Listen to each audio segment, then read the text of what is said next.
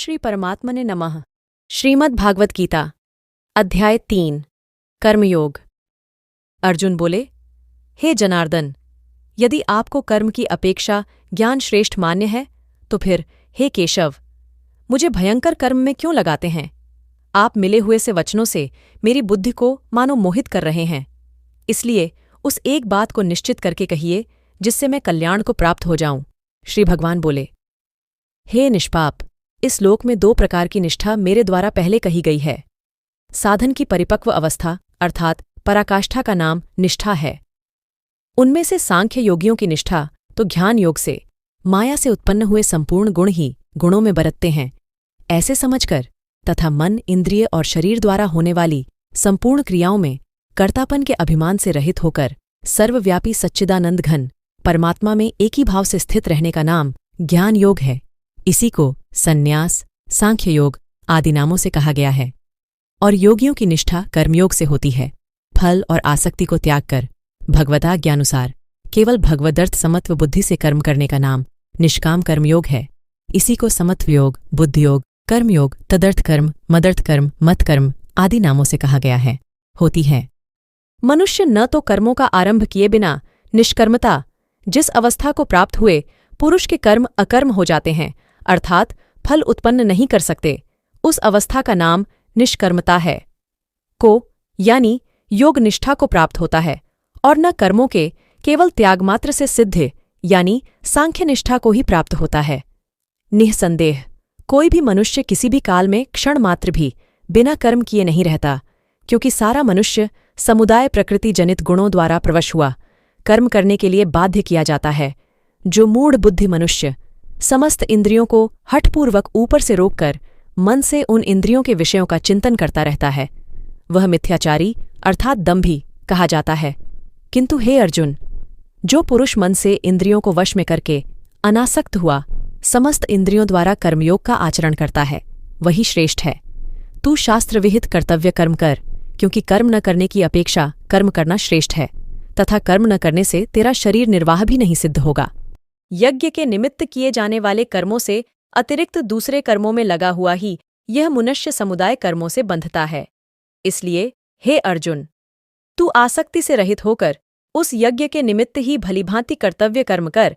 प्रजापति ब्रह्मा ने कल्प के आदि में यज्ञ सहित प्रजाओं को रचकर उनसे कहा कि तुम लोग इस यज्ञ द्वारा वृद्धि को प्राप्त हुओ, और यह यज्ञ तुम लोगों को इच्छित भोग प्रदान करने वाला हो।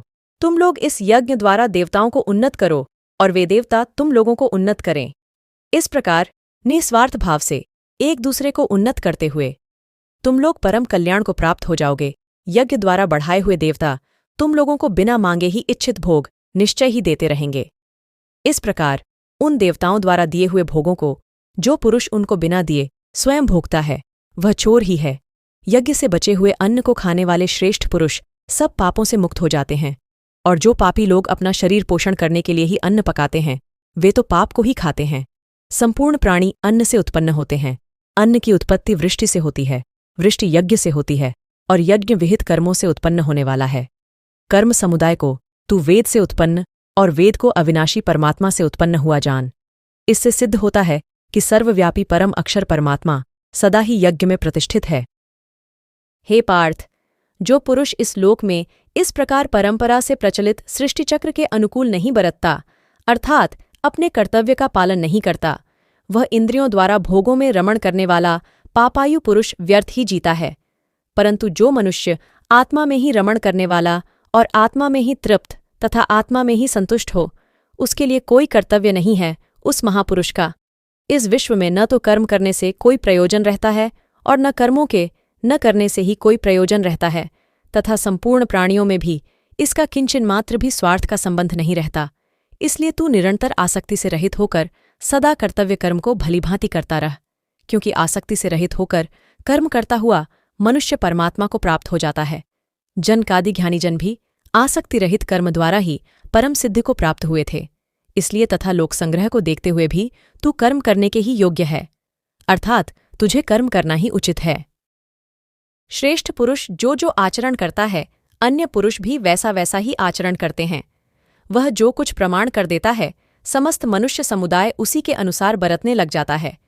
हे अर्जुन, मुझे इन तीनों लोकों में न तो कुछ कर्तव्य है और न कोई भी प्राप्त करने योग्य वस्तु अप्राप्त है, तो भी मैं कर्म में ही बरतता हूँ, क्योंकि हे पार्थ, यदि कदाचित मैं सावधान होकर कर्मों में न बरतूं तो बड़ी हानि हो जाए, क्योंकि मनुष्य सब प्रकार से मेरे ही मार्ग का अनुसरण करते हैं।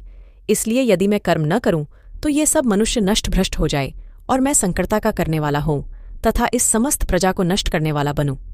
हे भारत, कर्म में आसक्त हुए अज्ञानी जन जिस प्रकार कर्म करते हैं, आसक्ति रहित विद्वान भी लोक संग्रह करना चाहता हुआ उसी प्रकार कर्म करे। परमात्मा के स्वरूप में अटल स्थित हुए ज्ञानी पुरुष को चाहिए कि वह शास्त्र विहित कर्मों में आसक्ति वाले अज्ञानियों की बुद्धि में भ्रम अर्थात कर्मों में अश्रद्धा उत्पन्न न करे, किंतु स्वयं शास्त्र विहित समस्त कर्म भलीभांति करता हुआ उनसे भी वैसे ही करवाए। वास्तव में संपूर्ण कर्म सब प्रकार से प्रकृति के गुणों द्वारा किए जाते हैं, तो भी जिसका अंतःकरण अहंकार से मोहित हो रहा है, ऐसा अज्ञानी मैं करता हूँ ऐसा मानता है। परंतु हे महाबाहो, गुण विभाग और कर्म विभाग के तत्व को जानने वाला ज्ञान योगी संपूर्ण गुण ही गुणों में बरत रहे हैं, ऐसा समझकर उनमें आसक्त नहीं होता। त्रिगुणात्मक माया के कार्यरूप 5 महाभूत और मन, बुद्धि, अहंकार तथा 5 ध्यानेन्द्रियां, 5 कर्मेंद्रियां और शब्दादि 5 विषय, इन सब के समुदाय का नाम गुण विभाग है और इनकी परस्पर की चेष्टाओं का नाम कर्म विभाग है। उपर्युक्त गुण विभाग और कर्म विभाग से आत्मा को पृथक अर्थात निर्लेप जानना ही इनका तत्व जानना है। प्रकृति के गुणों से अत्यंत मोहित हुए मनुष्य गुणों में और कर्मों में आसक्त रहते हैं। उन पूर्णतया न समझने वाले मंदबुद्धि अज्ञानियों को पूर्णतया जानने वाला ज्ञानी विचलित न करे। मुझ अंतर्यामी परमात्मा में लगे हुए चित्त द्वारा संपूर्ण कर्मों को मुझ में अर्पण करके आशा रहित, ममता रहित और संतापरहित होकर युद्ध कर जो कोई मनुष्य दोष दृष्टि से रहित और श्रद्धायुक्त होकर मेरे इस मत का सदा अनुसरण करते हैं, वे भी संपूर्ण कर्मों से छूट जाते हैं। परंतु जो मनुष्य मुझ में दोषारोपण करते हुए मेरे इस मत के अनुसार नहीं चलते हैं, उन मूर्खों को तू संपूर्ण ज्ञानों में मोहित और नष्ट हुए ही समझ। सभी प्राणी प्रकृति को प्राप्त होते हैं, अर्थात अपने स्वभाव के परवश हुए कर्म करते हैं। ज्ञानवान भी अपनी प्रकृति के अनुसार चेष्टा करता है। फिर इसमें किसी का हठ क्या करेगा। इंद्रिय के अर्थ में अर्थात प्रत्येक इंद्रिय के विषय में राग और द्वेष छिपे हुए स्थित हैं। मनुष्य को उन दोनों के वश में नहीं होना चाहिए, क्योंकि वे दोनों ही इसके कल्याण मार्ग में विघ्न करने वाले महान शत्रु हैं। अच्छी प्रकार आचरण में लाए हुए दूसरे के धर्म से गुण रहित भी अपना धर्म अति उत्तम है। अपने धर्म में तो मरना भी कल्याणकारक है और दूसरे का धर्म भय को देने वाला है। अर्जुन बोले, हे कृष्ण, तो फिर यह मनुष्य स्वयं न चाहता हुआ भी बलात् लगाए हुए कि भांति किससे प्रेरित होकर पाप का आचरण करता है। श्री भगवान बोले, रजोगुण से उत्पन्न हुआ यह काम ही क्रोध है। यह बहुत खाने वाला अर्थात भोगों से कभी न अघाने वाला और बड़ा पापी है। इसको ही तू इस विषय में वैरी जान। जिस प्रकार धुएं से अग्नि और मैल से दर्पण ढंका जाता है तथा जिस प्रकार जेर से गर्भ ढंका रहता है, वैसे ही उस काम द्वारा यह ज्ञान ढंका रहता है। और हे अर्जुन, इस अग्नि के समान कभी न पूर्ण होने वाले काम रूप ध्यानियों के नित्य वैरी द्वारा मनुष्य का ज्ञान ढंका हुआ है। इंद्रियां, मन और बुद्धि ये सब इसके वासस्थान कहे जाते हैं।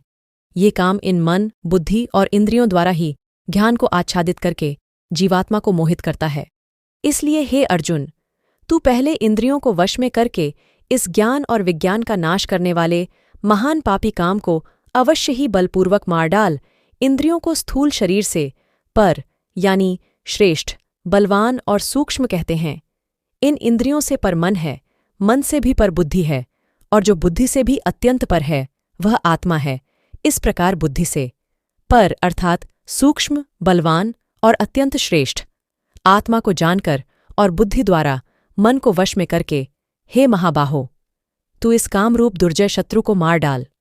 ओम तत्सदिति श्रीमद्भगवद्गीता सूपनिषत्सु ब्रह्म विद्यायां योगशास्त्रे श्रीकृष्णार्जुन संवादे कर्मयोगो नाम तृतीयोऽध्यायः।